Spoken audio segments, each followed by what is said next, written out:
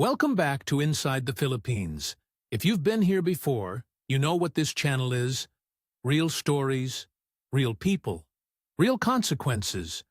We don't dress things up, and we don't tear anyone down. We just tell you what happened, so maybe you go into this place with a little more understanding than the man in the story did.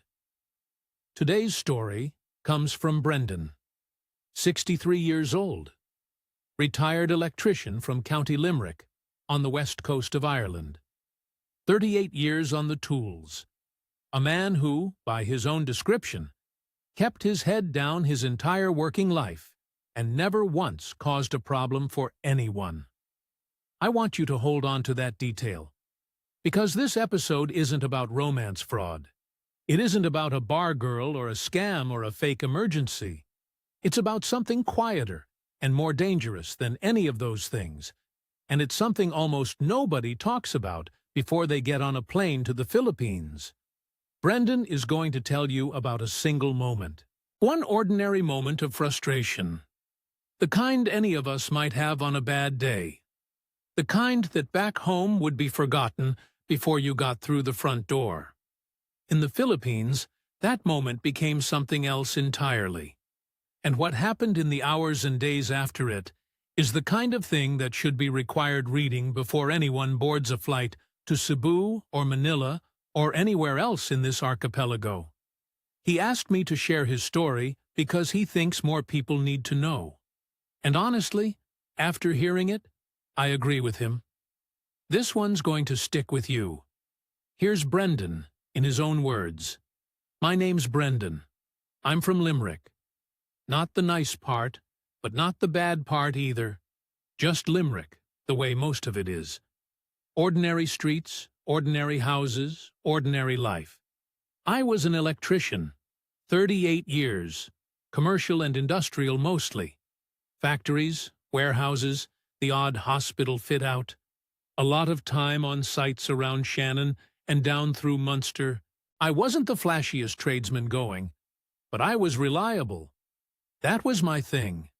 If a site foreman rang me at 7 in the morning because something had tripped and nobody could find the fault, I'd be there. I'd find it. That's what I did.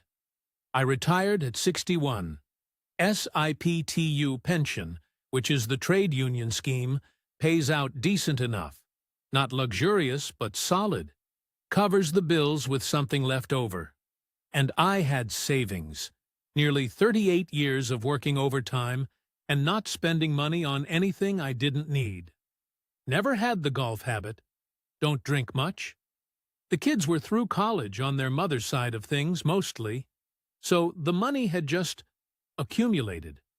Quietly. The way it does when you don't pay much attention to it. Which sounds fine. And it was fine. Everything was fine.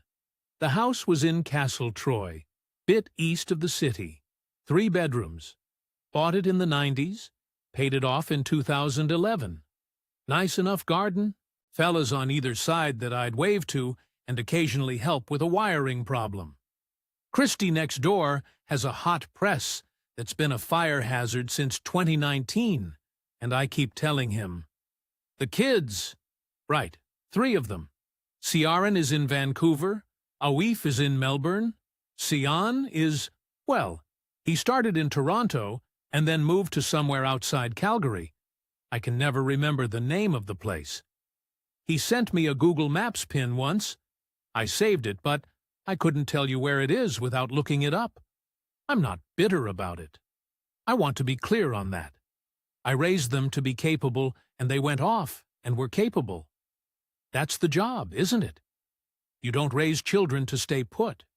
You raise them to leave, and then they do. And then you're pleased, mostly. And only sometimes at night when it's very quiet, do you think? Right. So, this is it, then. This is the rest of it. It wasn't that I was unhappy. I don't think I was unhappy. It was more that I'd spent 40 years being needed. On sites, by foremen, by junior lads who couldn't read a wiring diagram to save themselves. And then, one Tuesday in October 2022, I handed in my gear and nobody needed me for anything anymore. And that's a different thing than I'd expected it to be. I'd go out in the morning and buy a paper, come back, read it, have a look at the garden, watch something on the laptop, cook something, watch a bit more, go to bed. 11 days.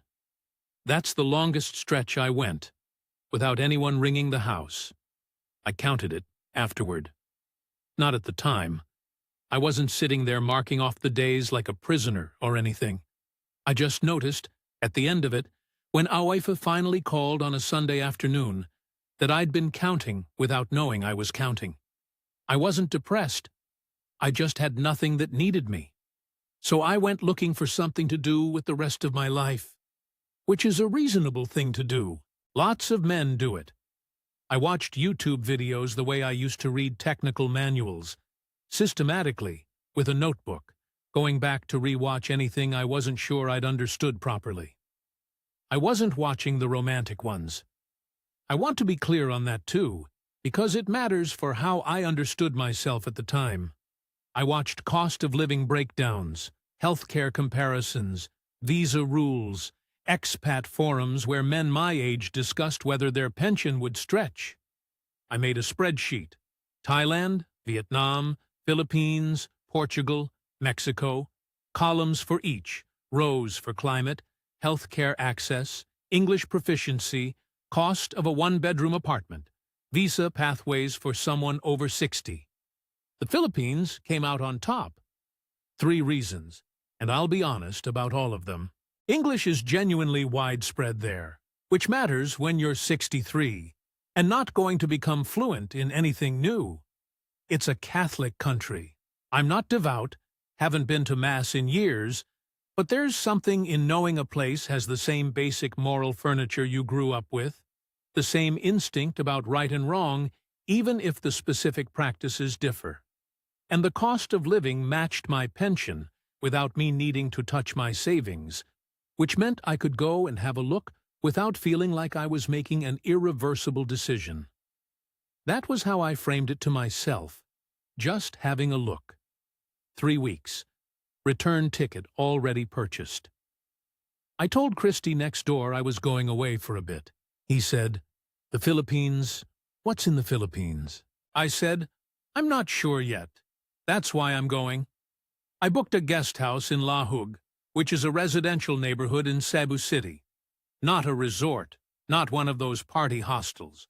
A quiet place run by a man called Rodrigo who charged 900 pesos a night, about €16, and gave you a clean room and a fan and left you alone, which is exactly what I wanted.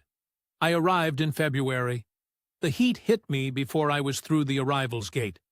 That thick, wet, pressing heat that's nothing like a warm day in Limerick. Nothing like anything, really. Just its own specific thing that you stop noticing after about 4 days and start to need after about 10. The airport was loud and bright, and everyone seemed to be in 3 conversations at once. And I stood there with my bag thinking, right, here we are then. I took a tricycle to the guest house. The driver wanted 150 pesos. I gave him 200 pesos. He seemed surprised. I ate at a carinderia, a local canteen sort of place, that first evening. Rice and something in a broth I couldn't identify, but which was good. 40 pesos, less than €1. I slept that night better than I had in months. I couldn't tell you why. Maybe the heat, maybe the noise, paradoxically, karaoke from somewhere down the street, a dog, the sound of a tricycle engine. Maybe just being somewhere where nobody knew where I was or what I was supposed to be doing. After 1 week, I extended my stay by another week. Not because anything had happened. Nothing had happened. I just wasn't ready to go back to counting days. The second week, I settled into a routine, which is what I do everywhere. Up before 7 because of the roosters. There's no sleeping past them. And after a few days, you stop trying. Walk to a bakery on the corner of the street below Rodrigo's place. Get a pan de sal and a coffee in a plastic cup for about 20 pesos combined. Sit outside. Watch the barangay wake up. I'm comfortable with my own company. Always have been. You spend enough years as the man sent to trace a fault in an empty building, you learn to be easy in silence. Cebu City isn't silent exactly. It's never silent, but you find a kind of privacy in all the noise. Nobody bothers you. Nobody knows you're a retired electrician from Limerick with 3 children who've emigrated and a house that echoes. You're just a Kano sitting with a coffee. It was restful in a way I hadn't expected. I walked a lot that second week, up through IT Park, which is all glass offices and Starbucks and young people on laptops, down through Colon Street, which is the oldest street in the Philippines apparently, and looks it, dense and chaotic, and smelling of fish and diesel and something sweet I never identified. I went into a hardware shop near Carbon Market one afternoon just to feel normal. Had a look at the cable gauges. Different labeling system, but the same logic underneath. Same as everywhere. The tourist visa is 30 days automatically when you arrive from Ireland. You can extend it at the Bureau of Immigration. I'd read this in my research. A month's extension costs a few hundred pesos, and you can keep doing it for quite a long time before you need to leave and re-enter. I extended mine at the end of the second week. Paid 3,030 pesos at the BI office on Osmana Boulevard. Got a stamp. Bought myself another month. Administrative. Straightforward. Exactly the kind of system I understand. That extension is what gave me time to wander further.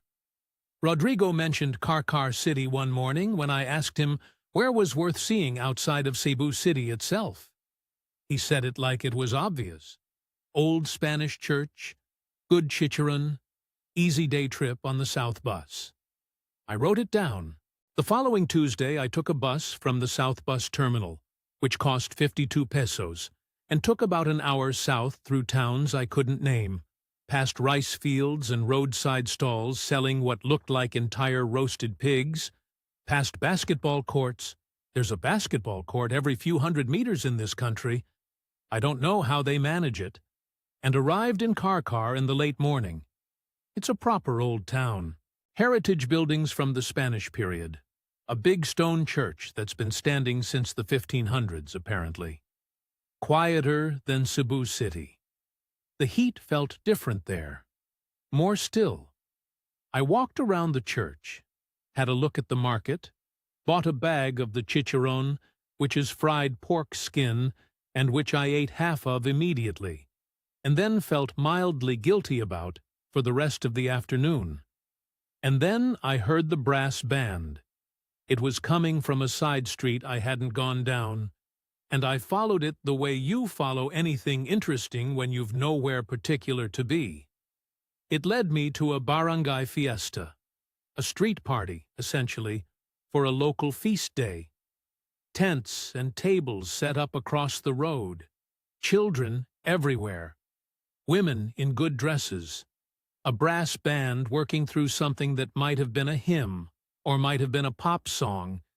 It was hard to tell with that much enthusiasm applied to it. I stopped at the edge of it. I wasn't going to go in. You don't walk into a family celebration uninvited, even in a country where the general impression is that everyone is invited everywhere. But then a man about my age gestured at a plastic chair beside him as if it had been reserved for me, and someone put a plate of food in front of me almost immediately. Rice, something grilled, a piece of lechon that was extraordinary. And that was that. I was at the party. I want to describe Renalyn the way I actually saw her, rather than the way it sounds in stories. She wasn't the most beautiful woman in the place. She was composed, is the word. She was helping organize things at one of the tables, checking on elderly relatives, translating something for a child, moving through all of it with the efficiency of a person who has always been the one in the family who sorts things out. Which she was, as it turned out. She came over to the Kano at some point because that's the practical thing to do when there's a foreigner sitting in your family's party, not understanding anything. Her English was easy and direct. She told me whose fiesta it was, explained the feast day, said the Lechon had been on since that morning. She answered questions I asked, and didn't ask questions of her own. Not many, anyway. That was the thing. I'd been in Cebu City for 2 weeks by then, and I'd had enough conversations with strangers to know the usual shape of them. Where are you from? What do you do? Are you married? How long you staying? All reasonable questions, all friendly. But there's a sequence to them that starts to feel like a form being filled in. Renelin didn't do that. We talked about the church architecture for a while. She'd done bookkeeping for a construction firm that had done restoration work on a similar building in another town, and she had opinions about the masonry that were genuinely informed. 34 years old. A bookkeeper. Someone who understood accounts. I think about what I was responding to, even now. It wasn't attraction exactly, or not only that. It was more recognition. The sense of someone who operated in a world of figures and facts and practical problems. Same as me, in a different context. I found that comforting in a way I couldn't have explained if you'd asked me at the time. We talked for maybe 40 minutes in total across the whole afternoon. She rejoined her family several times, came back, answered something else I asked. When it was getting toward evening and I was thinking about the bus back to Cebu City, I asked for her number, directly, because I'm too old for anything other than directness. She paused for a moment, genuinely considered it, I thought, and then gave it to me. She didn't ask for mine. I know that detail matters in how you're hearing this. A man who's been told to watch for women who make the approach, who is relieved when she doesn't, who interprets restraint as a kind of integrity. I know. I'm telling you how I processed it at the time because that's the honest thing to do. Not because I'm certain I was wrong. I'm still not certain. That's the part that stays with me. We met twice more before I went back to Cebu City. Coffee at a place near the church. Then a walk up to a viewpoint outside town where you could see the strait between Cebu and Bohol on a clear day, which it was. Nothing physical between us. Nothing promised. We were two people getting to know each other at a pace that felt normal, which is not a pace I associated with the stories I'd been told to watch out for. I extended my stay by another week. It wasn't excitement. It was just the first time in a while I didn't feel like I was waiting for something. Which is a different thing, and I thought at the time it was a better reason. Maybe it was. I genuinely don't know where the reasonable decisions ended, and the ones I should have questioned began. The line isn't as clear as you'd want it to be. I went back to Limerick eventually. I had her number in my phone. I had a folder on my laptop with notes about the SRRV visa. And I had the spreadsheet, which had started to feel less like a precaution and more like a plan. Back in Limerick, the house felt smaller than it had before. I noticed that. I'd been away 6 weeks in total. Longer than I'd planned, shorter than I'd have liked. And coming home to Castletroy in March felt like putting on a coat that didn't quite fit anymore. Same house, same garden, same Christy next door, who asked how it was and seemed satisfied with good, yeah, very warm, and went back inside. Nothing had changed. That was the problem. In a way. Renelin and I started talking on WhatsApp the day after I landed. That wasn't something we'd arranged. She sent a message saying she hoped I'd arrived safely. I replied. She replied to that. And it just continued, the way these things do when the conditions are right, and neither person puts a stop to it. We talked every day. Not long calls always, but daily. She'd tell me about work, a set of accounts that weren't balancing, a subcontractor who was late submitting receipts. I'd tell her I'd sorted Christie's hot press finally, which had taken 3 hours and a cable run I wouldn't have wished on anyone. We weren't performing for each other.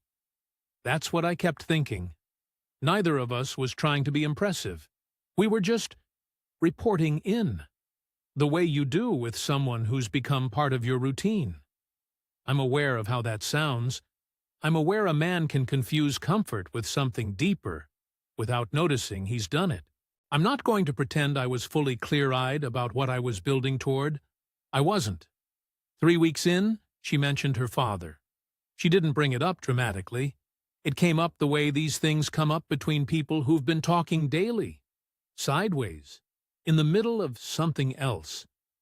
She was tired, she said. Her father had his dialysis twice that week, and the private clinic was asking about the outstanding balance. She wasn't asking me for anything. She was just tired and saying so. I looked it up that evening. Dialysis in a private Philippine clinic, roughly 3,000 pesos to 4,000 pesos per session. Twice weekly. That's between 24,000 pesos and 32,000 pesos a month. Call it 420 euros to 550 euros. I'd spent more than that on materials for a single job in my last year of work and thought nothing of it. I offered the next day. She said no, that wasn't. She didn't want that.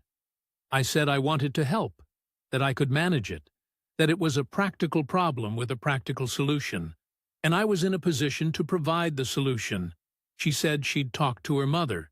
She came back the following evening and said they would accept it with gratitude, and that her father would be embarrassed, but she'd tell him only that a friend had helped. 30,000 pesos a month. Just under 500 euros. I set up the Remitly transfer, and that was that. I made a folder on my phone, named it Medical, Father, saved the first receipt in it. I want to pause here for a second, because I know what you're thinking. And I thought some of it too. I wasn't completely without awareness, but I'll tell you what I also thought. I thought the amounts were real, and they were. I thought the need was genuine, and it was. Her father was on dialysis. I would see that myself with my own eyes 2 months later. The man in a chair in a clinic in Karkar, looking 10 years older than he probably was. The tubes, the machine, the particular stillness of someone who has made peace with a regular indignity. It was real. That matters, I think, to an honest account of this. I flew back to Cebu in May, 6 weeks this time, staying in the same guest house in Lahug. Rodrigo gave me the same room, which I appreciated. The fan still rattled on the second setting. On the third day, I met the family properly. Renelin's mother, Ligaya, a retired schoolteacher, small and precise and very polite in a way that made you want to be on your best behavior. The father, Danilo. 2 younger brothers, Roni, who worked at a BPO firm in Cebu City doing customer service night shifts, and a younger one still in college. A sister, Lani, with 2 small children, and a husband who worked on a fishing boat out of Mactan, and was away most weeks. The house was a 40-minute tricycle ride from the center of Karkar.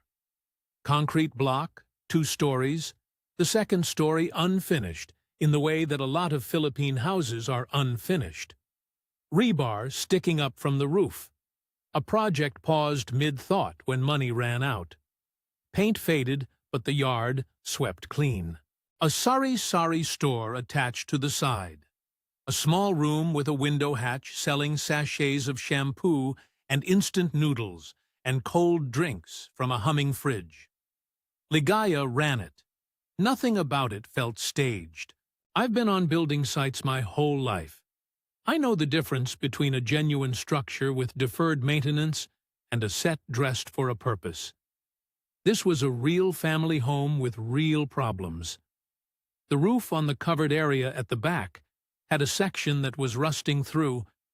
I could see it from the yard, and the kind of water damage below it that meant it had been leaking for at least 2 seasons. I filed that away. Not immediately, just filed it. During that second trip, Ronnie lost his job. I watched it happen, more or less. He came home one afternoon looking wrong, sat down, told his mother something in Cebuano that made her face go careful and contained. Renelin translated for me later. The BPO firm had lost a contract. Ronnie and 40 others were let go. His rent on a shared room near the call center district, 9,000 pesos a month, was due in 2 weeks. I helped with 2 months of it. 18 pesos, 000 each, about 310 euros a time. I made a folder entry. Family, Ronnie. The roof came up a few days before I flew home. I brought it up, actually. I'd been looking at it each visit to the yard, and the leak was getting worse. Renelin said they'd been saving for materials, but kept having to use the money for other things. I had a look at what it would take. Basic GI sheet replacement on a small area, labor included. 55,000 pesos, about 950 euros. I contributed that before I left. House, roof. A month after I got back to Limerick, a photograph arrived on WhatsApp. An enrollment form from a school. Lonnie's eldest, a girl of 7, was starting 2nd grade in a private school because the nearest public school had suspended classes due to infrastructure problems. The semester fees were 22,000 pesos, about 380 euros.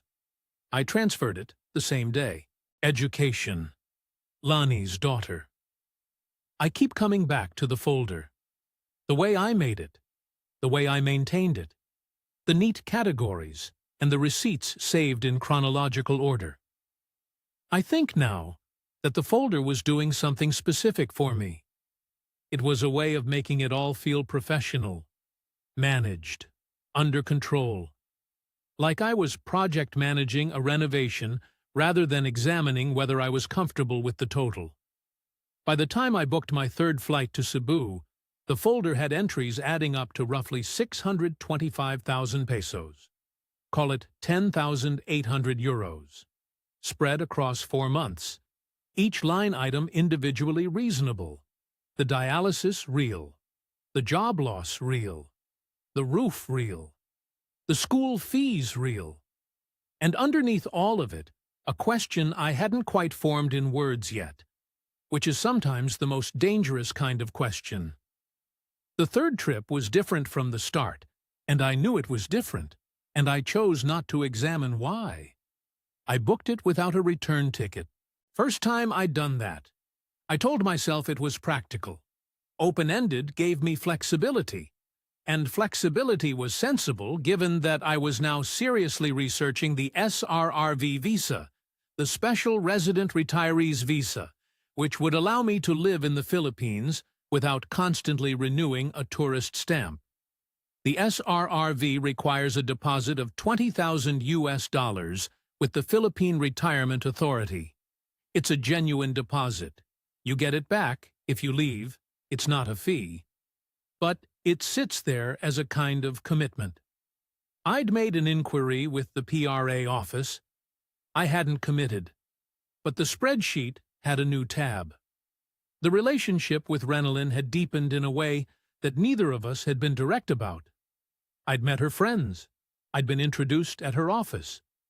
The construction firm in Karkar, a low building off the main road, with a hand-painted sign, and a security guard who nodded at me each morning like I was expected. Her colleagues were polite and curious, and asked me nothing intrusive. I appreciated that. I'd attended Sunday Mass with the family, not because anyone suggested it, but because it was Sunday, and they were going and I was there, and it seemed like the obvious thing to do. I'll tell you about that Mass, because it stuck with me for reasons I didn't anticipate. The church in Karkar is 400 years old, give or take. Stone floor, high ceiling, a fan that moved the air around without cooling it. The service was entirely in Cebuano. I understood not a single word for the better part of an hour. And yet, I don't know how to say this without it sounding more meaningful than I intend. I felt at ease in a way I hadn't felt in a church since I was a child, and the whole ritual was just the familiar backdrop of being somewhere with your family. It wasn't faith exactly. It was the shape of a thing I recognized. Ligaya noticed I'd come without being asked. She said something to Renalyn afterward that Renalyn translated as her mother being glad. I thought about that on the tricycle home. Glad. Not surprised, not calculating. Glad. The dental situation came up in week 3. Renalyn had a molar that had been troubling her for months. She'd been managing it with paracetamol, the way people manage things when the expense of fixing them feels too large. She mentioned it while we were eating at a carinderia near her office, sinangag and eggs, the kind of breakfast that I'd become entirely comfortable with by then. She said it as a passing thing. I asked how much it would cost to fix properly. She said she didn't know exactly. I said to find out. The estimate came back at 35,000 pesos, about 600 euros, for extraction and a partial denture. I transferred it the same evening. I didn't open the folder on my phone to log it. I meant to. I just didn't get around to it. I think about that. The not logging it. Every other transfer had gone straight into a folder entry. The category name, the amount, the date, the receipt if there was one. This one I skipped. Not intentionally. But the part of my brain that was managing things carefully had started to relax its grip a little, and I can't tell you exactly when that happened or why. I just noticed it wasn't logged a week later, and logged it then. And by then, the running total in the folder was 780,000 pesos. Around 13,500 euros. Not nothing. Not ruinous. Enough to notice if I'd been paying the kind of attention I'd been paying at the start. There was a man I met at a coffee place near IT Park. A British bloke, from somewhere in the Midlands, I think, though I can't recall the exact place now. He'd been in Cebu for 4 years.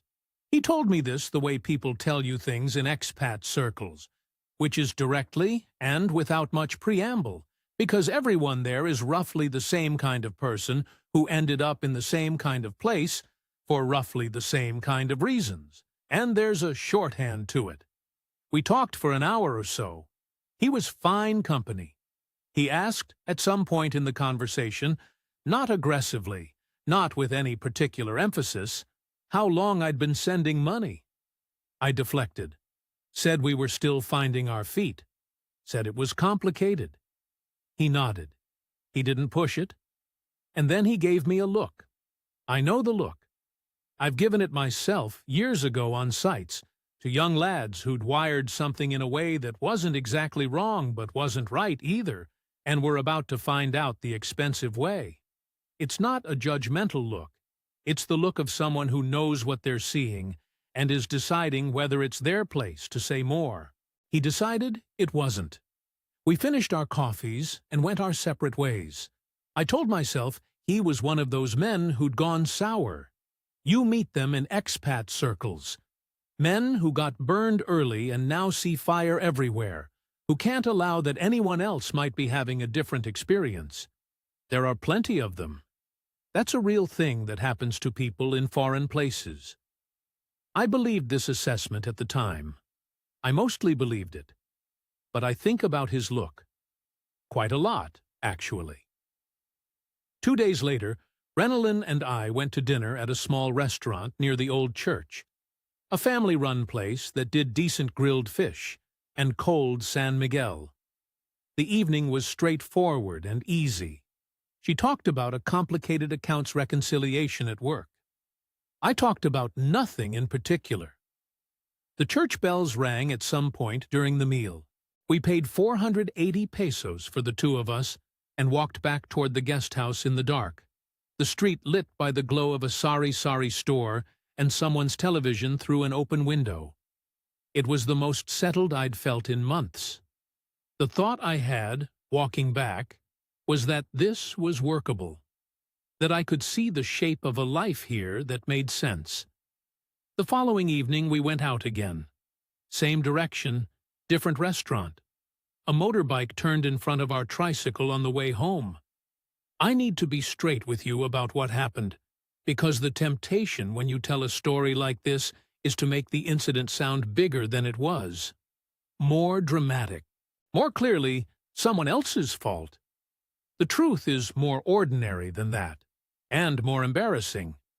We were in a tricycle, coming back from dinner, a place called Tita's, a little family restaurant off the main road in Karkar that we'd been to twice before, the kind of place where the owner knows your order by the second visit and brings it without asking.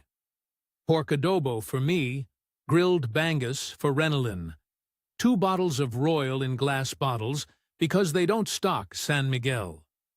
It was a Tuesday. Nothing was wrong. The tricycle was moving at maybe 30 kilometers an hour when a motorbike came across the intersection without slowing. Not recklessly, exactly. He'd looked. He'd judged the gap. He'd made a decision that turned out to be tighter than he'd calculated. The tricycle driver braked. I lurched forward and grabbed the side rail. The adrenaline was immediate, that spike you get when something almost happens, the kind I hadn't felt since a loose piece of conduit fell from a second-floor gantry and missed me by about a foot on a job in Shannon in 2004. Same spike. Old response. I said something, not a threat. Frustration. The kind you'd express at an inanimate object, a stubborn bolt, a cable tray that won't line up. Just a sharp noise in the direction of the inconvenience. The motorbike driver had slowed by then and was looking back at us. He said something in Cebuano. I didn't understand the words, but I understood the tone, which was not apologetic. And I raised my voice. Not at length. 4 or 5 words in English, none of them particularly imaginative, the kind of thing that on a site in Limerick would have dissolved in the air before anyone had time to register it. I'm 63 years old, and I'd managed 38 years on building sites, which are not quiet environments, without ever once being in genuine trouble with anyone. I know the difference between losing your temper and making a noise. This was a noise. The motorbike stopped. 2 men came out of a sari-sari store on the corner. I don't know if they'd seen the near miss or just heard the raised voice. A 4th man appeared from somewhere I didn't see. And then one of them had a phone out. I registered the camera the way you register a change in current. A small thing, but in the right conditions, very consequential. I'd been in the Philippines long enough to understand that being filmed in a confrontation is not neutral. I put both hands up. I said nothing more. I said to Renalyn we should go, and we went, and nobody stopped us. And we walked back to the guest house, and I thought, that's done. It wasn't done. 90 minutes later, a knock. 2 barangay officers at the door, very polite, very formal. There was a complaint. Would I come to the Karkar police station? It wasn't phrased as a question. At the station, I sat on a plastic chair for a long time and understood very little of what was being said around me. Renalyn was there, speaking quickly to various people, her face doing something I hadn't seen it do before. Not panic, but a kind of controlled tension, like a person managing a situation they'd rather not be in. Which, in fairness, she was. The complaint was filed under Article 282 of the Revised Penal Code. Grave threats. I Googled this on my phone while sitting on the plastic chair. The applicable section covers anyone who threatens another with a crime, which, the filing argued, my shouting had constituted. I want to be honest. I thought it was absurd. I still think, in terms of intent, it was absurd. But intent is not the same as a filed complaint, and a filed complaint is not the same as nothing. Then a lawyer arrived. Renilin's cousin had called him, apparently. He was there within 40 minutes of us arriving at the station, which is quick. He was a young man, well-dressed, very assured, and he knew exactly which clerk to speak to and exactly how to frame what needed to be said. Friendly. Efficient. I shook his hand and noted the speed of his arrival and said nothing about it. He explained the situation in the kind of clear, organized way I respect, even when the content is unwelcome. The complaint was filed. It was a bailable offense, so I would not be detained overnight. But, and this was the part that sat on my chest for the next 4 days, a criminal complaint triggers an automatic process. The court can request the Bureau of Immigration to place a hold on a foreign national while the case is pending. With that hold in place, I could not legally board an international flight. My tourist visa was still running. Overstay fines accumulate at 500 pesos per day after the visa grace period expires. The case itself, if it proceeded through the normal court schedule, could take months. I sat with that for a moment. Months.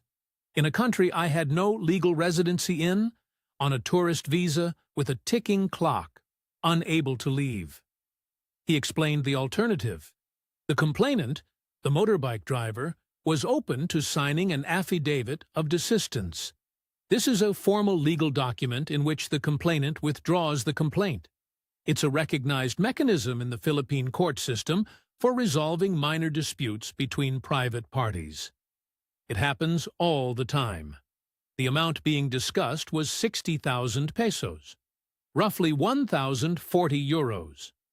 The lawyer's fee for facilitating the process was 45,000 pesos up front, about 780 euros. I went back to the guest house and spent 4 hours on my phone. Not deciding. Working. Verifying. I looked up Article 282. I looked up the B.I. hold process. I looked up affidavit of desistance and found legal aid websites, law school explainers, forum posts from other foreigners who'd been through similar situations in various Philippine cities. The affidavit of desistance is real. The immigration hold is real. The process the lawyer described is the actual process. That was the most unsettling part of the whole thing. Not that something illegal was being done to me. Nothing illegal was being done to me.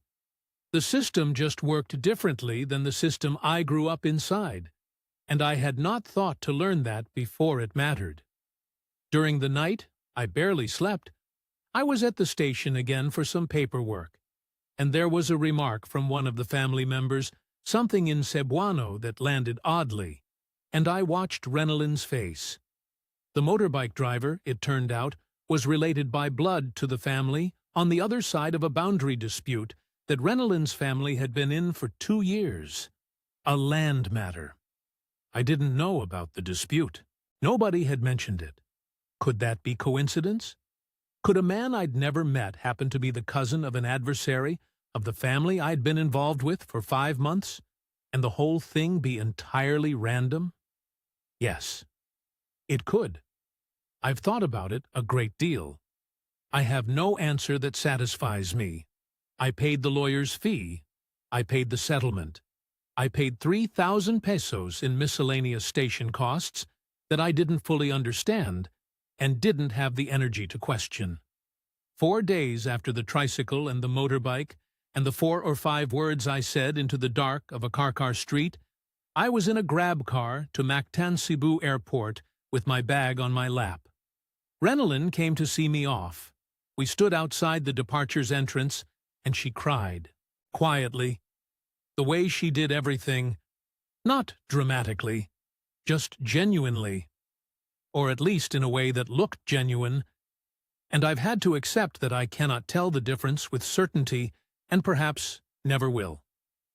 I kept my head down my whole life. 40 years on sites. Never a bother to anyone. And one bad second in a country I don't speak. And I'm a case number. I didn't say that out loud. I thought it in the departures queue while a family ahead of me sorted through their balikbayan boxes and a child asked for something in Cebuano, and the air conditioning was very cold after the heat outside. Then I went home. Back in Castle Troy, I did what I always do when a job goes wrong. I sat down with the numbers. I'm not being cold about it. It's just how I process things. On sites, when something fails, a circuit you wired that trips under load, a calculation that turns out to be wrong, you don't sit and feel sorry for yourself. You go back to the beginning. You find where the fault is, you understand it, so it doesn't happen again. That's the trade. That's the habit. So I opened the folder on my phone and I went through it. Dialysis contributions, 6 months at 30,000 pesos to 180,000 pesos. Roni's rent, 2 months at 18,000 pesos to 36,000 pesos. Roof materials, 55,000 pesos. School fees for Lani's daughter, 22,000 pesos. Renalin's dental, 35,000 pesos. Everything else across 5 months. Pasalubong when I arrived back each time. A grocery run I did with Ligaya one afternoon. A pair of school shoes for one of Lani's kids that I bought without thinking. Small amounts that I'd filed under incidentals and which added up to 452,000 pesos. Legal fees, 45,000 pesos. Settlement, 60,000 pesos. Total, 885,000 pesos. Call it 15,800 euros. I have it. I want to be absolutely clear about that. I have it, and I still have it, and the pension is still coming in, and Castle Troy is still standing, and Christie's hot press is still a fire hazard. I am not a ruined man. I am a man who paid 15,800 euros for a lesson that I could have had for free if I'd read the right forum posts before I got on a plane. That's the financial picture. The other losses are harder to itemize. About Renalyn. I've spent a lot of time on this. I don't believe she's a villain. I've turned it over enough times that I think I know what I actually believe. And that's it. She's not a villain. The dialysis was real. Her father is still on dialysis. The family obligations she carried were not invented to extract money from a naive Kano. That's not how that family works. That's how that culture works. In the Philippines, and I understand this better now than I did, the eldest daughter of a family like hers doesn't choose whether to support her parents. She just does. It's not manipulation, it's structure. It's the same as the fact that they go to Mass every Sunday. It's not calculated. It's just how things are arranged. I think she liked me. I think that's genuine. I also think she needed me in a way that was never going to be symmetric, and that neither of us said that out loud. And that's on both of us. The lawyer I'm less charitable about. The 40-minute arrival time. The specific knowledge of which clerk to approach and how to frame the paperwork. The friendly, efficient certainty of it all. I'm not saying it was organized. I genuinely don't know whether it was organized. I'm saying it could have been, and I have no way to establish which it was. And that uncertainty is its own kind of education. The kind that costs you sleep. Now, if you're watching this because you're planning a trip, or you're already there, I want to tell you the specific things I wish I'd known. Not as a lecture. Just as the items I'd have put in the folder, if the folder had been about this instead of about medical receipts. A verbal altercation in public in the Philippines is a documentable legal event. Back home, in Limerick, in London, in Sydney, wherever you're from, raising your voice at someone in a street is raising your voice. It dissolves. Nobody fills out a form. In the Philippines, a complaint can be filed at a barangay level with minimal evidence and minimal barrier. The bar is low. The process it triggers is not. A tourist visa is not a safety net. I thought of my visa as a kind of permission slip. I was legal, I was compliant, I was a legitimate visitor. What I didn't understand is that a criminal complaint makes you a defendant. And defendants don't simply leave the country while cases are pending. The Bureau of Immigration hold is a real mechanism. It exists. It can be applied to you regardless of your visa status or how careful you've been. Check your current visa situation at all times and understand what overstay means in practical terms if something delays your departure. Have a lawyer before you need one. Not a cousin's lawyer. Not a lawyer produced by anyone with a stake in your situation. Go online. Find the expat forums. Ask other long-term residents who they use. Get a number saved in your phone before anything happens. The lawyer I got was probably fine. I don't know who he was actually working for. That's the problem. And the affidavit of desistance. Know what it is. It's not corruption. It's not a scam. It is a recognized, legitimate instrument in the Philippine court system for resolving minor disputes. When a complainant signs one, the complaint is withdrawn. This is how small cases often resolve. The settlement amount is negotiable. 60,000 pesos, in my case. You could probably negotiate lower in less pressured circumstances. The point is, know it exists. Know roughly what it costs. If you're ever in a situation where someone mentions it, you want to know what you're being told before you're being told it at a police station at 11 at night. I'm still in contact with Renalyn. Occasional messages. Neither of us has addressed what happened directly. Not the total money. Not the land dispute. Not the lawyer's timing. I'm not sure we ever will.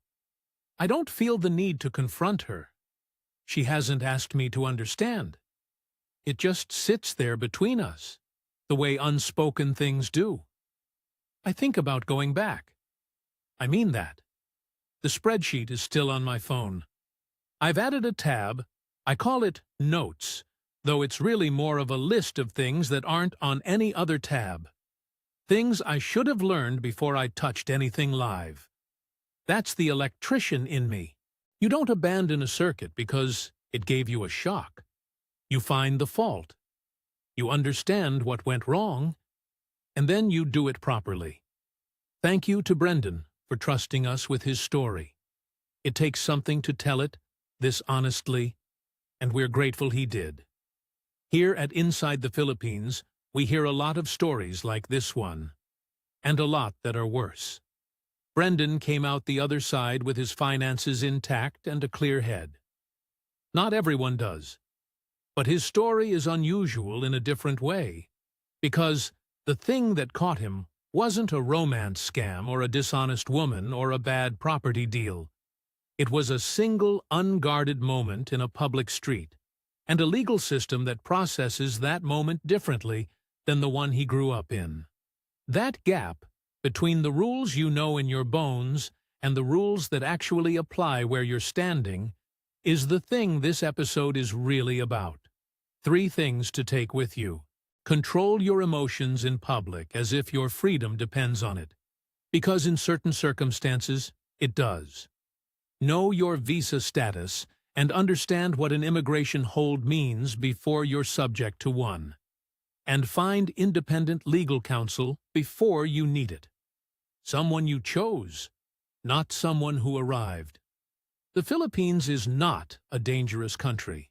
It's a complicated one, with a legal culture and a set of social expectations that are genuinely different from what most of us grew up with.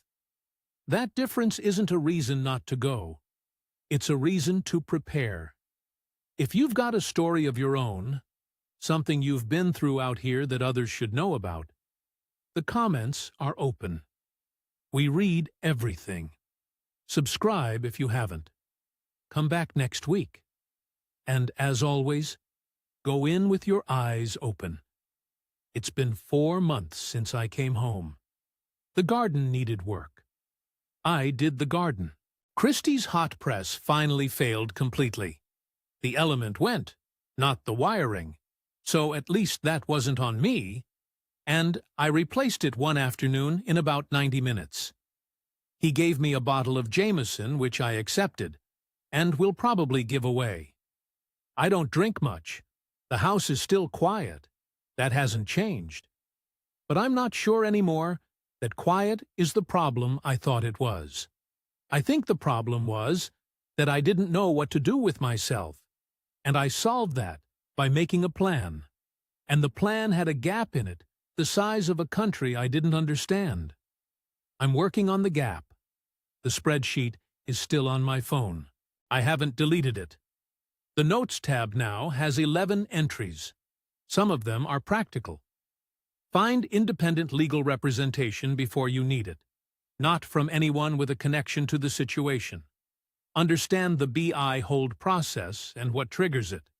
Know what an affidavit of desistance is and what it typically costs before anyone quotes you a figure at a police station. That sort of thing. Some of the entries are less practical. One of them just says, you cannot apply the rules you grew up with to a place you're a visitor in. It sounds obvious written down. It didn't feel obvious when I was Googling Article 282 in a plastic chair and car at midnight. One of them says, the fact that you kept records doesn't mean you were paying attention. I've been on the expat forum since I got back. Not to commiserate. I can't stand that. Men sitting around comparing their bad luck as if it's something to be proud of. I go to find out what I didn't know. What the legal framework actually looks like from the inside. What the SRRV application process involves in practice, not just in theory. Which areas outside Cebu City have different dynamics, different community structures, different considerations for a man who wants to live quietly and without incident. I've also been reading about utang na loob more carefully. That concept, the debt of gratitude, the obligation to repay kindness, runs through everything in Philippine family life. And I walked into a situation shaped entirely by it without understanding what it meant. Renalyn was not exploiting a cultural norm when she carried her family's financial weight. She was doing the most natural thing in her world. The fact that she did it with my money is a separate matter, and I've tried to keep those two things separate in my thinking, because conflating them would be unfair to her, and also, frankly, would stop me understanding what actually happened. What actually happened is that I was a man with a gap in his life, and I went looking for something to fill it, and I found people in a genuinely difficult situation, and I helped them. And then one evening I made a noise in a street, and the gap in my preparation became a gap in my freedom. And it cost me 15,800 euros to close it. I made choices at every stage. Some of them were reasonable. Some of them were things I chose not to look at too closely. That's the honest accounting. I'm still in contact with Renalyn. A message every week or two, nothing more. I don't know exactly what it is between us now. I don't think she knows either. There are things neither of us has said, and I'm not sure we will. That's not avoidance. It's just that some questions don't have answers that would help anyone, and I've been in the trade long enough to know that you don't pull a cable that might bring down something else. I'm going back.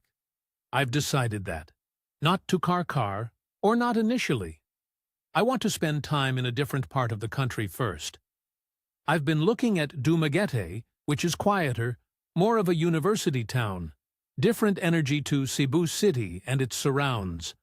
I want to arrive somewhere without history attached to it and build my understanding from scratch, properly, the way I should have done the first time. The return ticket will be already purchased. I'll have a lawyer's number in my phone before I land. Someone recommended by people who have no connection to anyone I know there. I'll know my visa status at all times. I'll know what an immigration hold looks like, and what it costs to resolve and who to call. I'll know that a raised voice in a street is not the same thing as a raised voice in a street. I'm 63 years old. I have time. I have money. I have a pension that arrives on the 15th of every month without drama. I have savings that absorbed 15,800 euros and kept their shape. And I have, for the first time in a long time, something that needs doing. I just want to understand the circuit before I touch anything live. Thank you to Brendan for his generosity in telling this story. At Inside the Philippines, we're grateful to everyone who comes forward, because it takes a particular kind of honesty to account for your own part in what went wrong. And Brendan did that without flinching. His story isn't a warning against the Philippines. It's a warning against arriving anywhere without understanding the rules that apply there. A verbal confrontation that would dissolve harmlessly on a street in Limerick or Leeds or Adelaide can become a legal process in the Philippines that locks you in place until it resolves.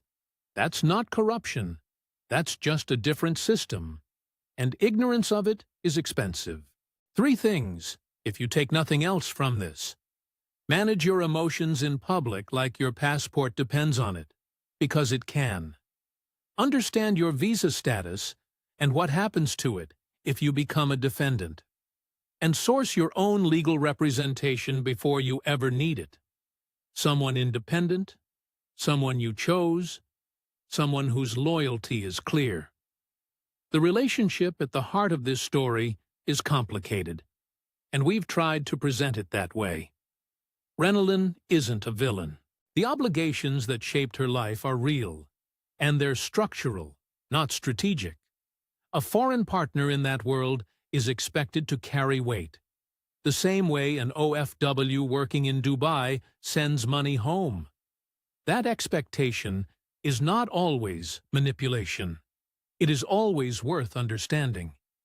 If you've been through something similar, or if you're planning a trip and you have questions, the comments section is there. We read them all. The best conversations on this channel happen in the comments, and some of them become future episodes. Subscribe if you haven't already. Come back next week. And as always, from inside the Philippines, go in with your eyes open.